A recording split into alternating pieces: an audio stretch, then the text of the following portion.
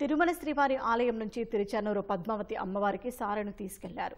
తిరుచానూరులో జరుగుతున్న అమ్మవారి బ్రహ్మోత్సవాల ముగింపులో భాగంగా పంచమి తీర్థం సందర్భంగా పసుపు కుంకుమతో పాటు ఆభరణాలు తీసుకుని వెళ్లడం ఆనవాయితీగా వస్తోందని టీటీడీ అధికారులు తెలిపారు.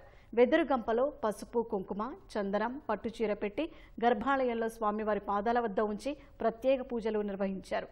మంగళ వాయిద్యాల నడుమ ఊరేగింపుగా కాలినడకన తిరుచానూరుకి అమ్మవారి ఆలయానికి తీసుకెళ్లారు. తిరుచానూరు అమ్మవారి బ్రహ్మోత్సవాల్లో భాగంగా ఈరోజు స్వామివారి నుంచి కానుకలు అదేవిధంగా పడి కూడా వెళ్తుంది.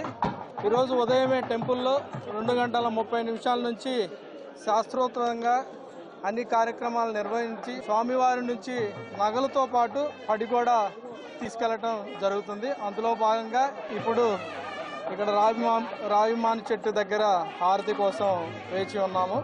సో ఇదంతా కూడా ప్రతి సంవత్సరం కూడా చాలా సాంప్రదాయంగా జరిగే కార్యక్రమం. ఈ సంవత్సరం కూడా చాలా ఉత్సాహంగా అందరూ కూడా పార్టిసిపేట్ చేయటం జరిగింది. Mas